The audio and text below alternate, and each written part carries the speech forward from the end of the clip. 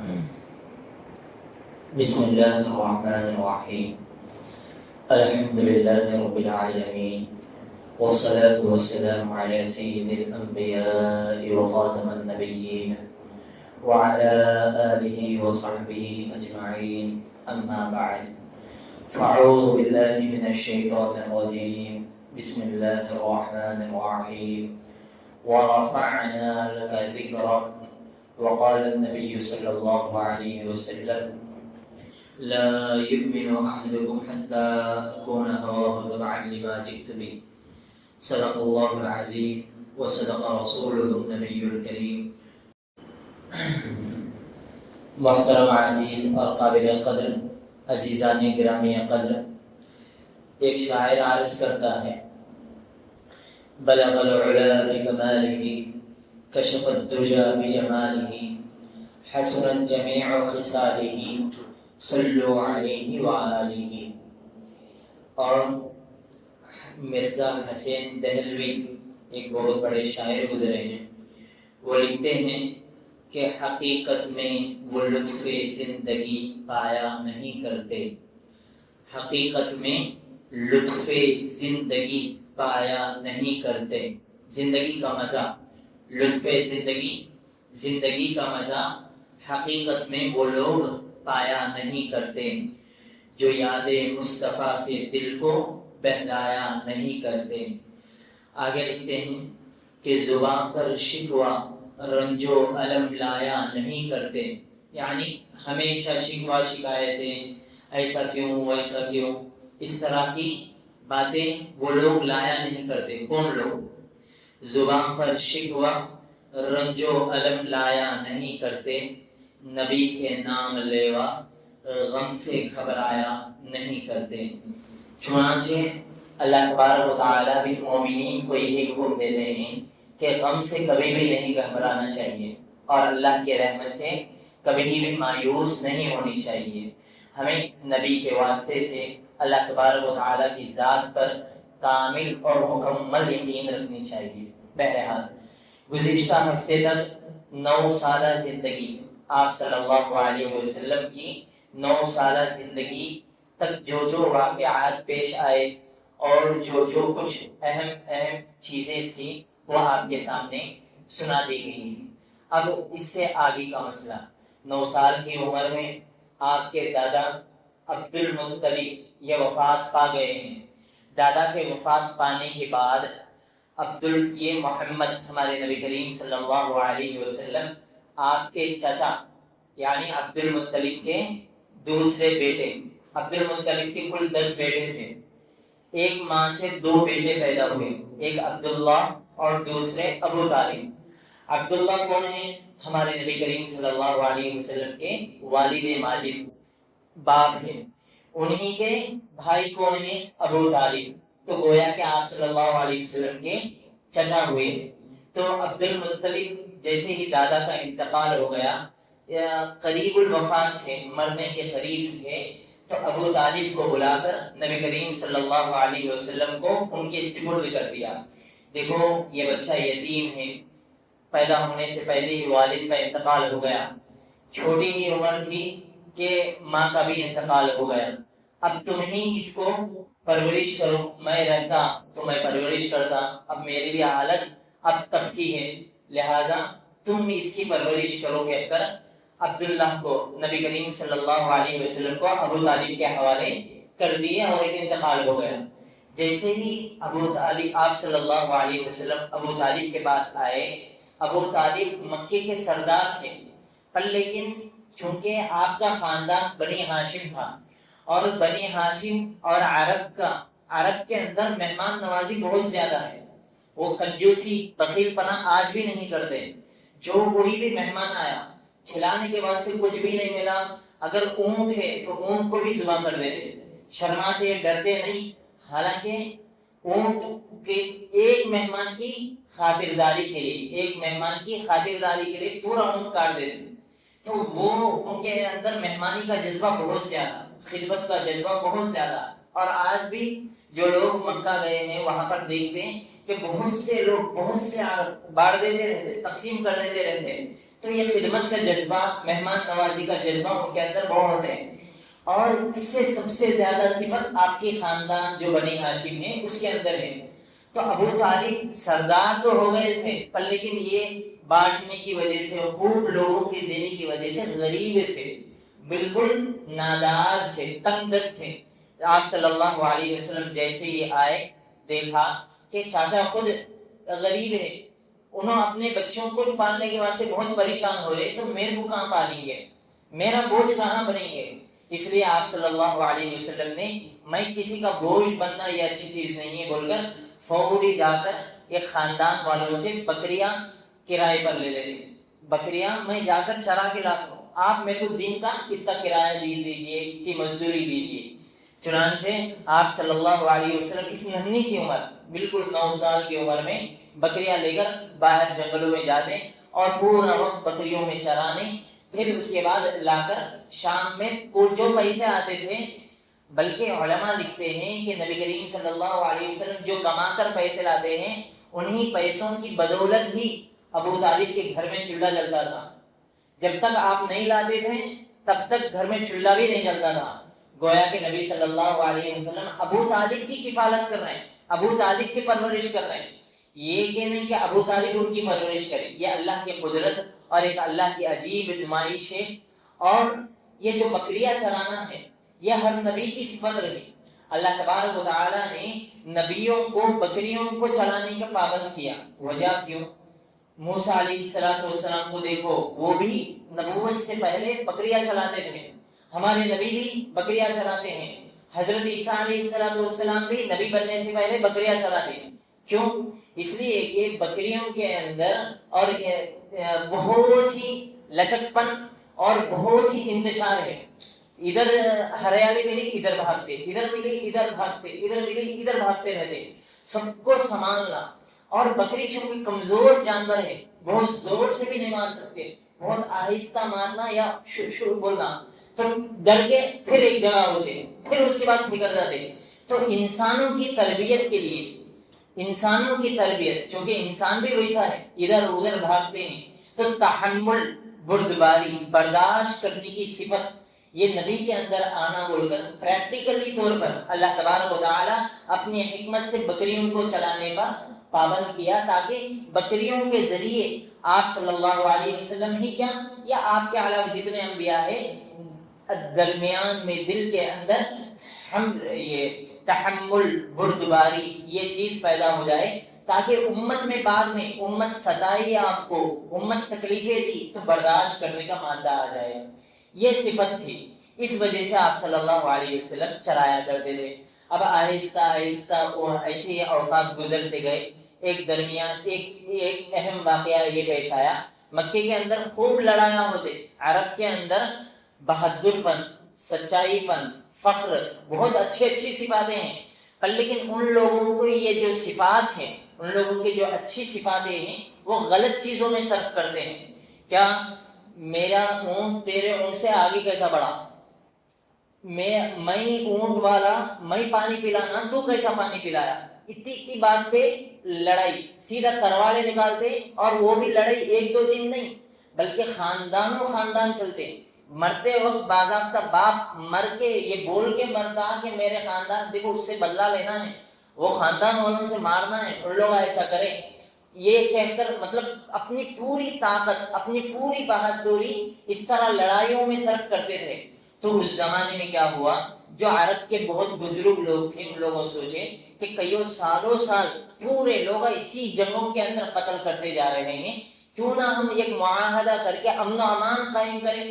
بات پہ یہ لڑائی، بات پہ تلوار، تو میں یہ کب تک؟ آخر زندگی آرام سے گزاریں گے، امن و امان سے گزاریں گے، ایسا کب تک؟ تو ایک معاہدہ، ایک دستاویز، ایک رجسٹریشن ہوا. اس کے اندر آپ صلی اللہ علیہ وسلم بھی بڑھ چڑھ کر حصہ لیے. کیوں؟ کیونکہ ایک امن و امان قائم کرنا ہے دنیا کے اندر، مکے کے اندر، ماحول کے اندر. لڑائی یہ پسندیدہ چیز نہیں ہے، لڑائی یہ پسندیدہ چیز، جنگ کرنا، قتل کرنا یہ پسند کی چیز نہیں ہے، مجبوری کی چیز ہے. یہاں پر یہ چیز بھی سن لو کہ آج کل جو لوگ کہتے ہیں اسلام کے مخالف جتنے مذاہب ہے وہ یہ کہتے ہیں کہ اسلام ہمیشہ تلوار کی بات کرتا، مارنے دھاڑنے کی بات کرتا، اسلام بولے تو مارنا، یعنی اسلام اپنے علاوہ جو بھی مذہب والے ہیں وہ ہر کسی کو مارتا، دنیا میں رہنے سے نہیں دیتا، ایسا پروپیگنڈا پھیلاتے رہتے۔ تو سن لینا چاہیے کہ اسلام کبھی بھی تلوار کو پسند نہیں کرتا۔ دیکھو آپ خود، آپ صلی اللہ علیہ وسلم بچپن ہی کی عمر میں، ابھی نبی بنائے نہیں گئے، پر لیکن طبعی طور پر جنگ نہ کرنے اور امن و امان کے واسطے پہل کر رہے ہیں اور آگے بڑھ رہے ہیں، گویا کہ امت کو تعلیم دے رہے ہیں کہ لڑائی یہ ہر کسی مسئلے کا حل نہیں ہے، بلکہ امن و امان کے ذریعے، بات چیت کے ذریعے بھی مسائل حل ہو سکتے ہیں۔ بہرحال آپ صلی اللہ علیہ وسلم اس معاہدے کے اندر بھی شریک ہوئے، پھر آہستہ آہستہ آپ نوجوان ہوئے، اور جب آپ صلی اللہ علیہ وسلم بڑے ہوئے، ذرا سا عمر ہوئی 12 یا 13 سال کی، تو ابو طالب سفر شام کو نکلے۔ اس زمانے میں شام، آج کے زمانے میں سیریا، جہاں پر سیریا ہے، اس زمانے میں اس کو شام کہا جاتا تھا، اور شام بہت بڑا علاقہ ہے، اب تو سمیٹ کر اتنا ہو گیا، اس زمانے کے اندر بہت بڑے خطے کا نام کو شام بول کر بلایا جاتا تھا۔ اس زمانے میں مکے کے لوگ تجارت کے لیے شام، عراق، ایران ادھر ادھر جایا کرتے تھے۔ تو اس زمانے میں ابو طالب جب سفر کے لیے نکلے تو آپ صلی اللہ علیہ وسلم بھی بضد ہو گئے، میں بھی آپ کے ساتھ جاتا ہوں، آپ کے بنا میں اکیلا رہوں گا، میرا ہے کون، آپ ہی ہیں، آپ بھی چلے گئے، کیونکہ اس زمانے میں سفر گئے بولے تو 6 مہینے کے بعد واپس آتے تھے، 6 مہینے میں جانے آنے میں اسی میں گزر رہا تھا، گویا کہ سال تو اسی میں کٹ جاتا، کبھی کبھی سال 1.5 سال، حالات کیسے بول نہیں سکتے، اس لیے آپ صلی اللہ علیہ وسلم بھی شریک ہو گئے۔ تو اب چونکہ بھتیجا ہے، کوئی بھی نہیں، تو ابو طالب بھی ہے نا اپنے ساتھ لے کر نکلے۔ اب نکل کے جا کر جب وہ ایک مقام پر پہنچے جہاں پر سامنے گرجا گھر، کرسچین والوں کا جو چرچ، اس کو کیا بولتے ہیں کہ صومعہ، اس کو عربی کے اندر صومعہ اور آج کل چرچ بولتے ہیں، تو انگریزی میں چرچ کہتے ہیں۔ تو ایک چرچ کے اندر ایک پادری، راہب، اس کو اردو کے اندر راہب بولتے ہیں، اور انگریزی کے اندر پادری یا فادر جو کرسچین اس کے اندر جو ملا رہتا، تو وہاں پر اندر بیٹھا ہوا تھا، وہ دیکھتا ہے کہ ایک قافلہ، عرب کا کوئی قافلہ آیا ہے، جیسے ہی وہ اترا سامنے کے سارے درخت اپنے آپ چھپ گئے، اور یہ ہے کہ بادل ہمیشہ ایک آدمی کے سایہ کرتا ہوا۔ اس کو تعجب لگا، وہ چونکہ راہب تھا، ہمیشہ اندر ہی رہتا، باہر نہیں نکلتا، ان فوری باہر نکل کے آگے ان قافلہ والوں سے ملا، ہر ایک کو گھور گھور کے دیکھنے لگا، گھور گھور کے دیکھ کے کہا کہ یہ بچہ کون ہے؟ اچھا یہ عرب کا بچہ ہے، سردار کا بیٹا ہے، سردار کا بیٹا ہے، اچھا ٹھیک ہے، میری طرف سے سب لوگوں کو دعوت ہے ہوگی۔ پورے لوگوں کو بھی تعجب ہوئی کہ یہ کیا بات ہوئی نہیں، کبھی کوئی بھی ہمارے کو دعوت نہیں دیتے سفروں میں، آج پہلی بار دعوت ملی، وجہ کیا ہے؟ سب کو تعجب تھا، پھر بھی چلو مل گیا غنیمت بول کے سارے لوگ شریک ہو گئے۔ جب سارے لوگ دعوت کے اندر آ گئے، کیا دیکھتا ہے کہ ایک مرتبہ پھر انہوں دیکھا کہ پر لیکن وہ عجیب چیز جو پہلے اس نے دیکھا وہ اب محسوس نہیں ہو رہی تھی۔ پہلے محسوس کر رہا تھا کہ ایک غیر محسوس طریقے سے رونق چھائی ہوئی تھی مجلس پہ، اور وہاں پر ہمیشہ سایہ چھایا ہوا تھا، اب دیکھتا ہے کہ کوئی نہیں۔ تو راہب کہتا ہے کہ کوئی تم میں سے چھوٹ گیا کیا، یا پورے آ گئے؟ تو بولتے کہ پورے آ گئے، نہیں نہیں دیکھو کوئی تو چھوٹے ہوں گے۔ تو بولے کہ ہاں ایک بچہ ہے، وہ سامان کے پاس اس کو نگرانی کے واسطے ٹھہرا دیے، باقی سب جنوں آ گئے بول کے۔ تو پھر نہیں کوئی بھی نہیں چھوٹنا، اس کو وہ بچے کو بھی بلا بول کے خادم کو بھیج کر وہ بچے کو بھی، آپ صلی اللہ علیہ وسلم ہی تھے آتا ہے۔ کیا دیکھتا ہے کہ چونکہ جو بھی پہلے آگے تھے سب چھائے کے اندر، چھاؤں کے اندر، درخت کے نیچے بیٹھ گئے، کہیں جگہ نہیں تھی۔ آپ صلی اللہ علیہ وسلم جیسے ہی تشریف لائے، دیکھتے ہیں کہ کہیں بھی جگہ نہیں، تو آپ جا کر ایک سائڈ میں بیٹھتے، جیسے ہی سائڈ میں بیٹھتے ہیں کہ بادل اچانک آ کر آپ پر سایہ کرنے لگتا ہے۔ تو وہ راہب کہتا ہے کہ یہ بچہ کون ہے؟ تو ابو طالب کہتے ہیں کہ میں اس کا والد ہوں۔ تو راہب کہتا ہے کہ غلط، میرے علم کے مطابق یہ ہے کہ اس کے باپ کا انتقال اس سے پہلے ہی ہو جانا چاہیے، اس کا باپ کا انتقال اس کے پہلے ہی ہو۔ تو اس وقت ابو طالب کہتے ہیں ہاں اس کے ابو کا انتقال تو اس کے پیدا ہونے سے ہی ہو گیا تھا، میں اس کا چچا ہوں۔ تو ابو طالب پھر وہ راہب اٹھ کے آپ صلی اللہ علیہ وسلم کی پیٹھ کے پیچھے دیکھتا، مہر نبوت، مہر مانے اسٹیمپ، مہر نبوت کا اسٹیمپ. آپ صلی اللہ علیہ وسلم کو پیدائشی طور پر اللہ تبارک و تعالیٰ نے آپ کے پیٹھ پر اسٹیمپ لگا دیا تھا. کیوں؟ وجہ کیا ہے؟ کیونکہ آپ آخری نبی ہے. گویا کہ نبیوں کا سلسلہ ختم، اب آپ کے بعد کوئی نبی نہیں آتا. اور وہ مہر نبوت کہاں تھی؟ یہ جو ڈائریکٹ یہاں پر سینہ ہے، اس کے پیچھے والے ڈائریکٹ پیچھے حصے میں اتنے شکل کے اندر، انڈے کے شکل میں، جو کبوتر کے انڈے رہتے اس شکل میں لکھا ہوا تھا. وہ تو راہب اٹھ کر جا کر پیٹھ کے اوپر غور سے دیکھ کر کہتا کہ اگر میں یہ سچا ہوں تو یہ بچہ اس امت کا نبی ہونے والا ہے، اور میری بات مانو، اب آگے نہ کو لے کے جاؤ. اگر آگے لے کے جائیں گے تو یہودی اس کے چکر میں اور اس کی تلاش میں اسے قتل کر دے سکتے ہیں. میری بات مانو، اس بچے کو پیچھے ہی لے کے جاؤ، پیچھے ہی چلے جاؤ، لے کے چلے جاؤ، یہاں پہ آگے نہ بیٹھو. تو چنانچہ ابو طالب کو بھی فکر ہوئی کہ کہیں کچھ ہو جائے، اس لیے آپ صلی اللہ علیہ وسلم کو وہیں سے واپس بھیج دیا گیا. پھر اس کے بعد آپ صلی اللہ علیہ وسلم ایسی تجارتی لین دین میں لگے ہوئے تھے، کام کر رہے تھے. اور آپ صلی اللہ علیہ وسلم کتنے، چونکہ اس وقت کی سوسائٹی، اس وقت کا معاشرہ پورا اخلاق غلط عقائد میں، غلط اخلاقی رذیلوں میں پھنسا ہوا تھا. اس زمانے میں شراب پینا عام بات، جھوٹ، قتل، غارت گیری، ڈکیتی، چوری سب عام بات. زنا تو ہے نا، اب زنا کے تو بہت مختلف شکلیں تھیں. تو ہے نا میرے کو پیسے دے تو اتنا، اگر انہیں آگے پیسے دیے تو اتنا. ایک عورت کئی جنوں سے زنا بھی کرتی تھی، پھر بعد میں کہتی تھی کہ یہ جو بچہ پیدا ہوا ہے فلاں کا، ایسا بے شمار اخلاقی چیزیں اس وقت رائج تھی، بلکہ عام بات تھی.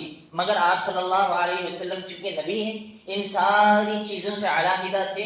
اور آپ کے اخلاق اتنے عمدہ تھے کہ لوگ آپ کو محمد کے بجائے امین، صادق کے نام سے پکارا کرتے تھے. امین یعنی بہت زیادہ امانت دار، بہت زیادہ ایمان والا، اور صادق یعنی بہت ہی سچا، کبھی جھوٹ نہیں بولتا، عمل کا بھی سچا، بات کا بھی سچا. تو گویا کہ آپ صلی اللہ علیہ وسلم اس زمانے میں آہستہ آہستہ کر کے مشہور ہو رہے تھے.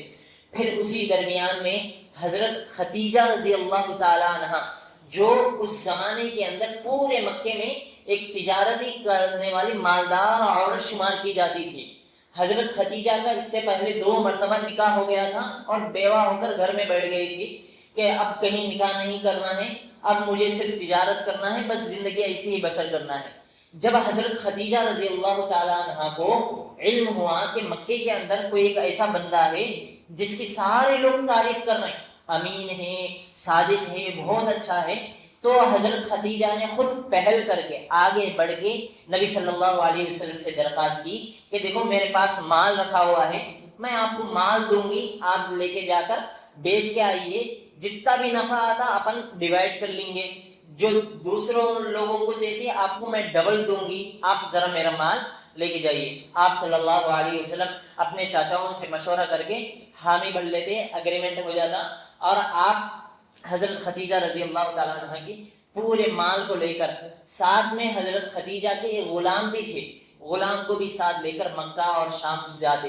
اب وہ جو غلام تھا حضرت خدیجہ بطور نگرانی کو بھیجتی تھی، ان مال صحیح کام کر رہا یا نہیں کر رہا، یا تجارت کے اندر گھوٹالا کر رہا ہے یا کیا کر رہا، نگرانی کے واسطے. تو نستورہ دیکھتا ہے کہ آپ صلی اللہ علیہ وسلم پورے معاملات صفائی کے ساتھ بلا کسی اونچ نیچ کے کر رہے ہیں، سچ بول رہے ہیں، اور بلکہ تجارت کے اندر اتنا وفا کر رہے ہیں کہ کوئی آدمی یہ کہہ رہا ہے آپ یہیں ٹھہرے میں پیسے لا دوں، تو آپ صلی اللہ علیہ وسلم پورا دن بلکہ 2 دن تک وہیں ٹھہرے ہوئے ہیں. کیوں؟ کیونکہ وہ آدمی آنے والا ہے بول کر. تو اتنے وفاداری کے ساتھ اتنا اچھا ہے، تو اس کو بھی تعجب ہوا. پھر وہ سفر کے اندر دیکھتا ہے کہ ہمیشہ آپ صلی اللہ علیہ وسلم جہاں کہیں بھی جاتے ایک بادل سایہ کیا ہوا ہے، دھوپ سے آپ صلی اللہ علیہ وسلم کو بچا رہا ہے. پھر ایک مرتبہ اچانک کیا ہوتا، آپ صلی اللہ علیہ وسلم جا کر ایک درخت کے نیچے بیٹھتے ہی اچانک دیکھتے ہیں کہ ایک راہب، ایک پادری، ایک فادر آپ صلی اللہ علیہ وسلم کے پاس آ کر غور سے گھور کر دیکھتا اور کہتا کہ اگر میرا علم صحیح ہے تو آپ اس امت کے نبی ہونے والے ہیں. اور پھر جو غلام تھے اس غلام سے پوچھتا کہ آپ صلی اللہ علیہ وسلم کے آنکھوں کے اندر جو سرخی ہے، آپ صلی اللہ علیہ وسلم یہ جو اپنی سفیدی ہے نا، وہاں پر ذری سی باریک سی سرخی جو ایک عجیب طرح کا حسن پیدا کرتا ہے، آپ صلی اللہ علیہ وسلم کے آنکھوں میں ہمیشہ رہتی تھی۔ تو اس نے پوچھا کہ یا آپ صلی اللہ علیہ وسلم پہ سرخی ہے، سفر کی وجہ سے آنکھیں لال ہو گئی یا ہمیشہ اسی رہتے؟ تو اس نے کہا، غلام نے کہا کہ نہیں یہ تو ہمیشہ آپ صلی اللہ علیہ وسلم کے ساتھ رہتے۔ تو کہا کہ دیکھو یہ جو جس درخت کے نیچے آپ صلی اللہ علیہ وسلم بیٹھے، حضرت عیسیٰ کے بعد کوئی بھی یہاں پر نہیں بیٹھا، صرف اور صرف نبی بیٹھتے ہیں، نبی کے علاوہ کوئی نہیں بیٹھتا اس درخت کے اندر۔ تو گویا کہ آپ نبی ہیں۔ یہ تو مقصد کیا ہے؟ اللہ تبارک و تعالیٰ ایسے واقعات کے ذریعے آہستہ آہستہ لوگوں کے اندر یہ بات پھیلا رہی ہے، ایک نئی چیز شروع ہونے والی ہے، ایک نیا دین آنے والا ہے، اللہ کا پیغام، اللہ کا حکم آنے والا ہے۔ اس زمانے کے اندر اسی طرح بے شمار واقعات آہستہ آہستہ کر کے رونما ہو رہے تھے۔ پھر تجارت پورا ہو کر جب آپ صلی اللہ علیہ وسلم مکے میں تشریف لاتے ہیں تو حضرت خدیجہ چھت کے اوپر، گھر پہ چھت کے اوپر تھی، اپنے سہیلیوں کے ساتھ کیا دیکھتی ہے کہ آپ صلی اللہ علیہ وسلم مکے میں اس شان سے تشریف لا رہے ہیں کہ دو فرشتے باضابطہ آپ پر سایہ کیے ہوئے ہیں اور سارے لوگ حیران ہیں، دھوپ سے بچائے ہوئے ہیں۔ پھر وہ غلام آ کر پورا رپورٹ، پورا رزلٹ، پوری کارگزاری سناتا کہ سفر کے اندر تو اس سے بھی زیادہ واقعات ہوئے، ایسا ہو ایسا ہو ایسا بول کے۔ پھر وہ جو راہب کا قصہ جو ہوا کہ ایسا ایسا بھی بول کے نا ایک پادری بھی بولا، تو حضرت خدیجہ کے دل میں امنگ پیدا ہوئی کہ اگر واقعی یہ بات سچی ہے، کیونکہ آپ صلی اللہ علیہ وسلم ہے پہلے سے ہی با اخلاق، پورے مکے کے اندر شریف انسان، اور پھر مزید برآں آپ صلی اللہ علیہ وسلم اتنے امین، اور دیکھے تو ایک پادری جو کہ اس زمانے میں سچا مذہب ماننے والے تھا، اہل کتاب جو عیسائیوں کو ماننا، ان بھی بول رہا کہ یہ نبی ہونے والے ہیں، تو کیوں نہ یہ بابرکت چیز ہمارے گھر میں آئے۔ تو حضرت خدیجہ چونکہ پہلے سے 2 نکاح ہو کر بیوہ تھی، اب مزید نکاح کرنے کا ارادہ نہیں تھا، پھر بھی حضرت خدیجہ خود آگے بڑھ کر پہل کر کے نکاح کی پیغام پہنچا دی۔ تو آپ صلی اللہ علیہ وسلم اپنے چاچاؤں سے، چونکہ آپ کے چاچا ہی اس وقت آپ کے بڑے تھے، تو اپنے بڑوں سے مشورہ کر کے یہ نکاح کو قبول فرمانا۔ جب نکاح کا وقت آتا تو حضرت ابو طالب اور بنی ہاشم پورا خاندان، پھر حضرت خدیجہ اور آپ کا خاندان پورا ایک جگہ جمع ہو کر خطبہ نکاح، کچھ تعریفات کے بعد نکاح ہوتا۔ نکاح کے وقت آپ صلی اللہ علیہ وسلم کی عمر 25 سال تھی، اور حضرت خدیجہ رضی اللہ تعالیٰ عنہ کی عمر اس وقت 45 یا 50 سال تھی، 45 یا 50 سال تھی۔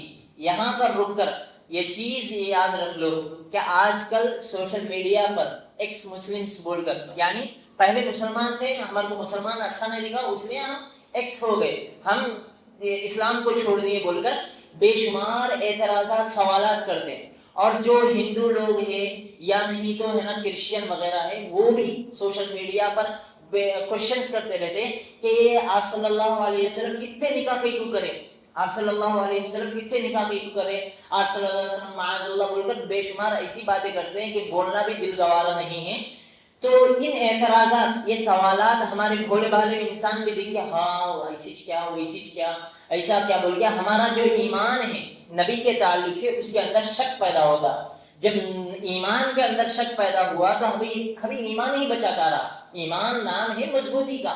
تو اب یہ جو کوشچن ہو رہا اس کا جواب بھی سن لے۔ سوال اس جواب یہ ہے کہ آپ صلی اللہ علیہ وسلم نے جتنے بھی نکاح کیے ہیں وہ آپ صلی اللہ علیہ وسلم 50 سال کے بعد کریں۔ آپ صلی اللہ علیہ وسلم کھڑی جوانی 25 سال کی عمر میں نکاح کر رہے ہیں، وہ بھی کس سے؟ صرف اور صرف ایک عورت حضرت خدیجہ رضی اللہ تعالیٰ عنہ سے۔ اور جب تک آپ باحیات تھی، حضرت خدیجہ زندہ تھے، جب تک کسی اور سے نکاح ہی نہیں فرمایا، گویا کہ پوری زندگی انہی کے ساتھ بسر کی۔ آپ کے وفات پا جانے کے بعد آپ صلی اللہ علیہ وسلم نے بے شمار حکمتیں، مصلحتیں خاندان کے اعتبار سے آپ نے نکاح فرمائی ہے۔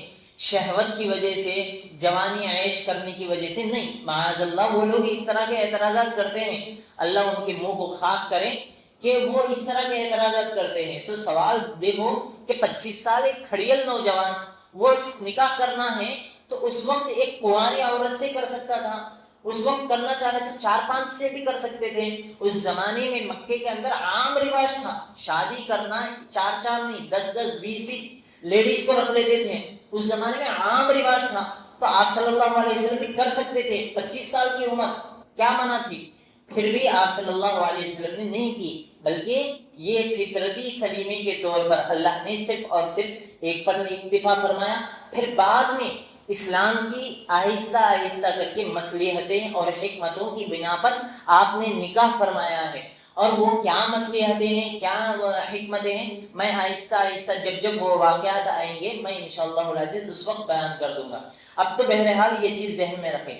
پھر 25 سال کی عمر میں آپ صلی اللہ علیہ وسلم نکاح فرماتے ہیں۔ نکاح کے بعد معاشرتی، چونکہ حضرت خدیجہ مالدار تھی تو اپنا سارا مال اپنے شوہر کے قدموں میں رکھ دیا، تو آپ صلی اللہ علیہ وسلم اس مال سے عیش و عشرت نہیں کرے، بلکہ آپ صلی اللہ علیہ وسلم اس مال کے ذریعے سوسائٹی کے اندر جو یتیم بچے، جو غریب بچے، جو نادار بچے، جو مسافر آ کر بھٹک جاتے ہیں، ان کی مدد کرنے کے واسطے پورا مال اس کے اندر خرچ کر دیے۔ اپنی منگمانی دنیا کمانے میں اس میں نہیں لگائے ہیں، بلکہ اس کے ان کاموں کے اندر، سوسائٹی کے اندر، معاشرے کے اندر، سوشل ویلفیئر کے اندر، اس کے اندر بڑھ چڑھ کر آپ صلی اللہ علیہ وسلم کام کرنے لگے۔ آہستہ آہستہ ایسی زمانہ گزرتا گیا، آخر میں تعمیر کعبہ کا واقعہ سنا کر بات ختم کر دوں گا کہ جب آپ صلی اللہ علیہ وسلم ایک مرحلے تک آ گئے تو اس زمانے میں کیا ہوا، خوب طوفانی بارش ہوئی۔ چونکہ مکہ ایک ایسی جگہ پر ہے، پہاڑوں کے درمیان میں ہے، تو اب خوب بارش پڑے تو پورا پانی آ کر اس پہاڑ کے درمیانی وادی کے اندر جمع ہو جاتا۔ اس جمع ہونے کی وجہ سے، طوفانی کی وجہ سے بیت اللہ کا جو چھت ہے، کعبۃ اللہ کی جو 4 دیواری ہے، وہ دیواری منہدم ہو گئی، یعنی دیواریں ٹوٹ گئی، چھت بھی خستہ ہو گیا، پرانا بوسیدہ ہو گیا۔ پھر اسی درمیان میں کیا ہوا کہ جو غلاف خانہ کعبہ کے اوپر چڑھایا جاتا تھا، ایک عورت کی غلطی کی وجہ سے اس کے اندر آگ لگ گیا۔ تو ایسا بے شمار واقعات ہو رہے تھے، تو جو اس زمانے میں کعبے کے جو بڑے بڑے لوگ، سرداران سب شمار کیے جاتے تھے، ان لوگوں نے مشورہ کیا کیوں نہ ہم کعبے کی سر نو تعمیر کریں، بہت خستہ ہو جا رہا۔ تو اسی زمانے میں کیا ہوا، نجد کے اندر، ریاض، جدہ، جو مکے سے تقریباً 400 کلومیٹر یا 500 کلومیٹر کے درمیان ہے، جدے کی ایک بندرگاہ پہ ایک کشتی بھی مل گئی۔ وہ کشتی کے جو سارے تختے لکڑی کے تھے تو مکے کے چھت کے واسطے بھی جا کر لا لیے۔ اب کام کریں گے یا نہیں کریں گے ڈر لگ رہا تھا، کیوں؟ کیونکہ کعبۃ اللہ ہے، مقدس قابل احترام چیز ہے۔ مشرکین مکہ، یہ کفار مکہ اگرچہ کہ کفر پر تھے پر لیکن کعبۃ اللہ کی خوب تعظیم کرتے تھے، اس کی بے حرمتی سے ذرہ برابر بھی بے حرمتی سے ڈرتے تھے، بہت ڈرتے تھے۔ تو اب ان لوگوں کو ڈر لگا ہوا ہے، اب ری بلڈنگ کرنا ہے، دوبارہ ہے نا بنانا ہے، تو جو موجودہ عمارت ہے اس کو تو توڑ دینا ہے، تو توڑنے کی کس کو بھی ہمت نہیں ہو رہی، کیا کریں گے، کون کریں گے؟ تو ایک جنا ولید بن مغیرہ وہ پہلے آگے بڑھ گئے، کہتا کہ دیکھو بھائی ہم لوگ اچھا کام کر رہے ہیں، غلط کام نہیں کر رہے ہیں، اگر اچھا کام کرے تو اللہ بھی ہماری مدد کرتا بول کر سب سے پہلے انہیں جا کر کدال مار کر ایک دیوار ڈھا دیتا، ایک دیوار توڑ دیتا۔ پھر اس کے بعد ایک دن تک سارے لوگ دیکھتے رہتے کہ کیا ہوتا، دیکھیں گے کہ اگر کچھ بھی نہیں ہوا تو دیکھیں گے کہ اللہ بھی ہم سے راضی ہے، کچھ ہوا بولے تو خاموش بیٹھ جائیں گے بول کے انتظار کرے۔ اب پھر دوسرے دن دیکھے کہ کچھ بھی نہیں ہوا، سب صحیح سالم ہے، چلو اللہ بھی خوش ہے ہم سے بول کے کام کو مزید آگے بڑھا۔ آگے بڑھانے کے واسطے پورے لوگوں سے چندہ مانگے کہ دیکھو بھائی کعبۃ اللہ بنانا ہے، اس کے اندر حلال اور پاکیزہ مال لگاؤ، جوا، سٹے، سود، انٹرسٹ کے ذریعے جو پیسے چھین کے رکھے وہ نہ کو دیو، صرف حلال مال دو بول کر اعلان کر کے حلال جو پاکیزہ مال تھا اسی کو جمع کیا گیا۔ پھر کعبۃ اللہ کے اندر کتے کی خزانے بھی رکھے ہوئے تھے، 360 بت پورے اسٹیچوز رکھے ہوئے تھے، سب کو باہر نکالتے تو کیا دیکھتے کہ ایک بڑا اژدہا اسی خانے کعبہ سے نکلا، لوگ اس کے قریب جاتے تو مارنے، حملہ کرنے آتا تھا۔ اب سب کو ڈر لگا یہ کیا، تو کہیں اب ایک کون سی بڑی پریشانی۔ پھر اللہ سے جب دعا کرے سارے لوگ مانگنے لگے اے اللہ ہماری اس پریشانی کو دور کر، تو ایک غیبی مدد اللہ کی جانب سے یہ آئی کہ ایک بڑا پرندہ اس اژدہے کو آ کر اٹھا کر ایک پہاڑوں پر پھینک دیتا۔ تو جب سارے لوگوں کو اطمینان ہوتا کہ اللہ بھی ہم سے راضی ہے، چلو یہ کام اچھا ہی ہے بول کر کام کو مزید آگے بڑھا کر کعبۃ اللہ کے چونکہ 4 دیوار تھے اور مکے کے اندر بہت سے خاندان بھی تھے، خوب خاندان قبیلے والے تھے، تو اب ہر خاندان والا چونکہ ایک مقدس عمل ہے، مقدس عمل میں ہمارا بھی حصہ رہنا، ارے ہم لوگ نہیں کرے تو کون کریں گے، اگر اس کے اندر ہم لوگ نہیں کریں گے تو لڑ لیں گے بول کر اس پہ تلے ہوئے تھے. یعنی وہ بات پہ لڑنا ان لوگوں کا عام رواج تھا، لڑنا مارنا، یہ اگر ہم لوگ کریں گے تو کریں گے، نہیں ہے بولے تو نہیں. تو یہ چونکہ 4 حصے تھے تو ولید بن مغیرہ جو سردار سمجھا جاتا تھا اس نے پورے خاندان قبیلوں کے درمیان اس 4 چیزوں کو تقسیم کر لیا. یہ قبیلہ یہ حصے کو، یہ قبیلہ اس حصے کو بنائیں گے بول کے پورے قبیلے والے مل کر ہے نا بنائے، ہو گیا، بات ختم ہو گئی. اب مین پوائنٹ کیا آیا؟ حجر اسود کو رکھنا. حجر اسود ایک پتھر ہے، ایک جنت سے آیا ہوا ایک پتھر ہے، اس کو اس کی جگہ پہ رکھنا. اب ہر خاندان والا، میرے ابا ایسے، میرے دادا ویسے، اب گویا کہ میں سمجھوں یہ پتھر میں نہیں رکھا تو کوئی بھی نہیں رکھیں گا. کوئی آگے بڑھا، کوئی اور آگے بڑھا تو سیدھا قتل و قتال کریں گے، اور قتل و قتال کا شروع ہوا تو مسئلہ وہ خاندان نسل چلتے رہتا. اب یہاں تک کہ بعض لوگ کیا کریں، اپنے انگلیوں کو خون میں ڈبو دیے. اس زمانے میں رواج کیا تھا؟ اس زمانے میں رواج یہ تھا کہ قتل کرنے، لڑنے مرنے کے واسطے تیار ہو گئے، اس کو بتلانے کے واسطے خون کے اندر انگلیاں ڈبو دیتے تھے. تو اس کے واسطے بھی بعض خاندان والے تیار ہو گئے، چونکہ ہے ایک پتھر، پورے خاندان میں ٹکڑے بھی نہیں کر سکتے، اٹھانے والا تو ایک ہی ہے، اب کیسا کریں گے؟ تو ولید بن مغیرہ کرے. ولید بن مغیرہ نے کہا کہ دیکھو بھائی، پتھر ایک، اٹھانے والے 100 جنوں، ایسا کیسا؟ بہتر مسئلہ یہ ہے کہ ہم کسی کو اپنا فیصل، اپنا امیر یا جج بنا لیں گے، ان جس کے بارے میں فیصلہ کرا انہیں تیار ہوگا، دوسرے پورے راضی ہونا. اب جج کیسا طے کریں گے؟ فیصل امیر کون بنے گا؟ تو دیکھیں گے کہ باب بنی شیبہ، کعبۃ اللہ کے اندر انٹرنس کے واسطے مختلف دروازے ہیں، ہر دروازے کا ایک ایک نام لکھا ہوا ہے. تو ایک دروازے کا نام باب بنی شیبہ بول کر تھا. تو ولید بن مغیرہ نے کہا کہ دیکھو اس زمانے میں اس دروازے سے کل فجر کے وقت جو آدمی بھی اس کے اندر داخل ہوگا، اس کے اندر آئے گا، وہ ہمارا امیر ہوگا، اس کو اپن جج بنا لیں گے اور وہ جو فیصلہ کرے اس کو ہم مان لیں گے. تو خدا کا کرنا اور مشیت یہ ہوئی کہ اس وقت سارے پوری رات اب یہ لوگ تیار تھے کہ کون آتا دیکھیں گے. تو سب جب دیکھے کہ آپ صلی اللہ علیہ وسلم ہی سب سے پہلے شخصیت تھی جو اس کے اندر سے انٹر ہو کر داخل ہو رہے تھے، تو سارے لوگوں کو اطمینان ہوگا کہ ہاذا امین، ہاذا صادق، یہ تو امانت دار ہے، یہ تو با اخلاق ہیں، یہی امیر بننا ہے، انہیں اس کو فیصلہ کرنا ہے، انہوں کرے تو ہم لوگ مطمئن رہتے بول کر. پھر آپ صلی اللہ علیہ وسلم کے سامنے سارا مسئلہ رکھا گیا، دیکھو ایسا. تو آپ صلی اللہ علیہ وسلم نے اللہ تبارک و تعالیٰ کی مدد سے ایسی باریکی اور ایسی باریک فہمی سے فیصلہ فرمایا کہ سارے خاندان والوں کو برابر کا حق حاصل ہوا. وہ کیا کریں؟ آپ صلی اللہ علیہ وسلم نے فرمایا کہ ایک چادر لاؤ، چادر بچھائے. آپ صلی اللہ علیہ وسلم پتھر اٹھائے، اس چادر میں رکھیں، اور ہر خاندان میں جو بڑا ہے اس کو بلائے، ہر ایک کو ایک ایک کونا پکڑو بولے. ہر ایک جنا پکڑا اور ہر خاندان والا گویا کہ شریک ہے، سب جنوں اٹھائے، پھر سیدھا لے کے جا کر کعبۃ اللہ تک پہنچائے. پھر کعبۃ اللہ کے پاس آپ صلی اللہ علیہ وسلم اٹھا کر وہاں پر نصب کر دیے.